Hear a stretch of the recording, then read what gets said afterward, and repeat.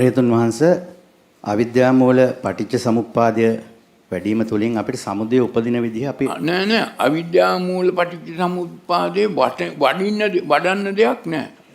මොකද්ද කරගන්න ඕන? තේරුම් ගන්න ඕන. සමුදය උපදින බව. අවිද්‍යා මූල පටිච්ච සමුප්පාදය තමන් තුළ ක්‍රියාත්මක වෙනවා නම් සමුදය උපදිනවා, පැවැත්ම පවත්වාගෙන යනවා, ඇතුළ කුණු වෙනවා, කිලුටු වෙනවා. ඊට පස්සේ කුසල මූල පටිච්ච සමුප්පාදය කුසල මූල පටිච්ච සමුප්පාදේ ක්‍රියාත්මක වෙනවා නම් තේරුම් ගත්තොත් ඇතුළට කුණු ගන්නේ නැහැ.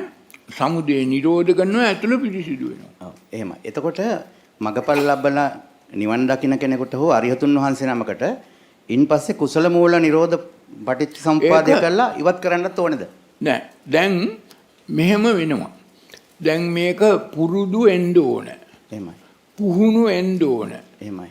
පුරුදු වුණාම පුහුණු වුණාම දැන් අපි හිතමුකෝ ඩ්‍රයිවර් කෙනෙක් කියලා. එහෙමයි. දැන් ඩ්‍රයිවර් කෙනෙක් හොඳට වාහනේ එලවන්න ඉගෙන ගන්නවා, පුහුණු වෙනවා, පුරුදු වෙනවා. එහෙමයි. දැන් ඒ පුද්ගලයා පදන්.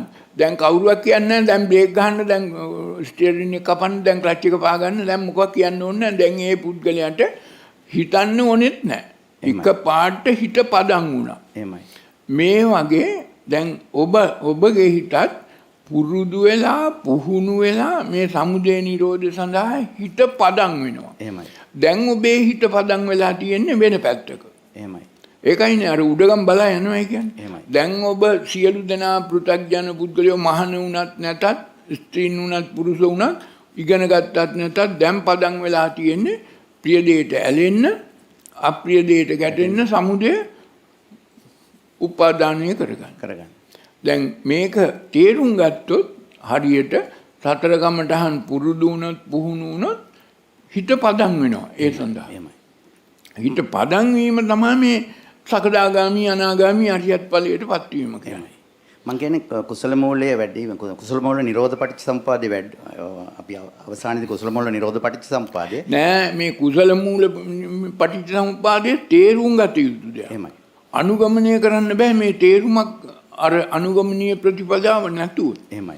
එතකොට මේ අනුගමනීය ප්‍රතිපදාව මාර්ගය. එහෙමයි. තේරුණාද? දැන් ඔබට යන්න ඕන තැනක් තියෙනවා, ගහලා තියෙනවා ඊතලයක්. එහෙමයි. ඊතලේ පාරමිතක් යන තැන නෙමෙයි. එහෙමයි. යන තැන අර පදන් වීම තත්වය. එහෙමයි. පදන් වුණාට පස්සේ ආයි වෙන කාගෙන්වත් අහන්න ඕනේ නැහැ. එහෙමයි. ඉබේම ධර්මතාවයෙන් සිද්ධ වෙනවා. ඉබේම සිද්ධ වෙනවා. දැන් ඔබ තුල ඉබේම සිද්ධ වෙන්නේ මොකද්ද? දැන් පදන් වෙලා තියෙන ප්‍රිය දෙයට ඇලෙන්න, අප්‍රිය දෙයට ගැටෙන්න. ඔය ඉබේම දැන් ඔය පදන් වෙලා තියෙන එක මේ වෙන පැත්තකට පදන් කරගන්න ඕනේ. මේ පදන් වෙන්නේ නැහැ, පුරුද්දක් පුරුදු වෙන්න ඕන, පුහුණු වෙන්න ඕන, පදන් වෙන්න. එහෙමයි. ප ဋ ාණ කියන්නේ පදන් වෙන්න.